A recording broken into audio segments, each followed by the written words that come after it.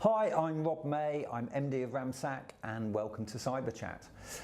Today I want to talk to you about a couple of things really. The first issue is Excel macros. So quite a lot of cyber attacks are perpetrated through Excel macros. And if you use Microsoft Excel, I'm quite sure that at some point you've had a message that pops up to say, do you want to enable macros? Well, a macro is just a list of instructions, and normally to copy data from one data source to another or to update a data sheet. But a macro could be any form of instructions, including download an executable from a website and run it on your device. So the first tip is that your IT guys should be disabling Excel macros for the majority of your users. If I look at any business, most of the users within the business don't need macros. So you can disable those, and that can be done globally using something called group policy, just to make that automated, and you create a group of people who can use macros. So that's the first thing. The second thing is a series of scams which are all in effect the same scam, and they use a combination of Excel macros and spoofed emails. So the first one is called the pay rise scam. So if you imagine, the way this works is an email is sent supposedly from one director in a business to another director, and it's accidentally copied into all staff. So you imagine you come into work tomorrow and there is an email from Susan to John saying, John, ahead of our board meeting on Monday, here's an Excel spreadsheet showing all the proposed staff pay rises. So there's an Excel spreadsheet, everybody's got it, and staff think, oh my goodness, I didn't know we were getting a pay rise. And it only takes one person to open that spreadsheet and say yes to enable macros for you to have a big problem. And and it's human nature, because firstly people are going to want to know that they are getting a pay rise, and secondly they might want to know what their colleagues are earning. I mean, it's really clever. The second one, and it's the same scam, it's called the Brexit scam. Not that Brexit scam, the other one.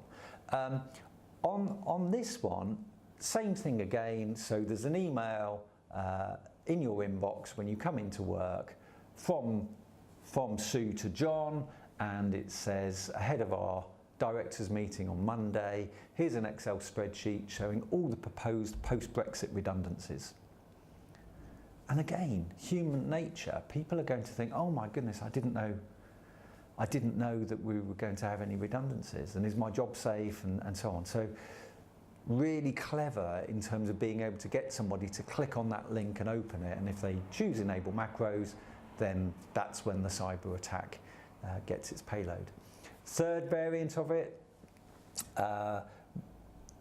which around the Christmas season is very popular, is exactly the same. Email from Susan to John, accidentally copied into all staff, ahead of our board meeting on Monday, here's an Excel spreadsheet showing all the proposed staff Christmas bonuses. And so it's exactly the same scam, but we see lots and lots of different variants, and you just need to be aware of it. There's a study that Harvard University did that showed that an intelligent person needs to hear something 6 times before they get it.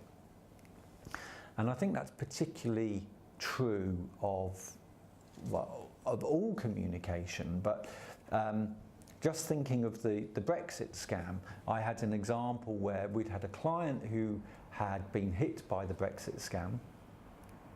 I then had lunch with the managing director of a client of ours, And I told him about it, that it happened that morning, and he said, that's terrible. He said, could you write me an email that I could share with the staff? So I wrote an email which he sent as if it was from him, telling his staff all about the Brexit scam.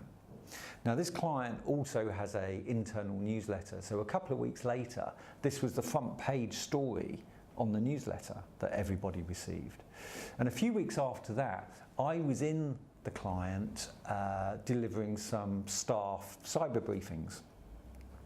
And I included a slide that talked about this Brexit scam, knowing full well that over the period of the last month, all staff had received an email from the managing director and they'd received a newsletter.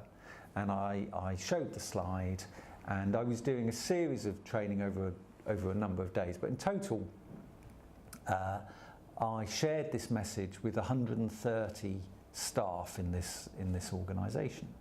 And I asked everybody, after I'd explained it, out of interest, you know, who was aware of the Brexit scam. And only 3 people out of 130 staff knew about it. And the thing is, if it's not your world, just delivering the message once, and if it's not something you're interested in, delivering the message once, the message just doesn't get home. You've got to keep at it, and you've got to do it at least 6 times. You've got to keep telling people about these problems so that they get it and they understand it and they're aware. So that's it. The Brexit scam, the pay rise scam, the Christmas bonus scam. I'm sure there will be other variants of it, but be aware. Stay safe, and I look forward to speaking to you again soon. Thank you.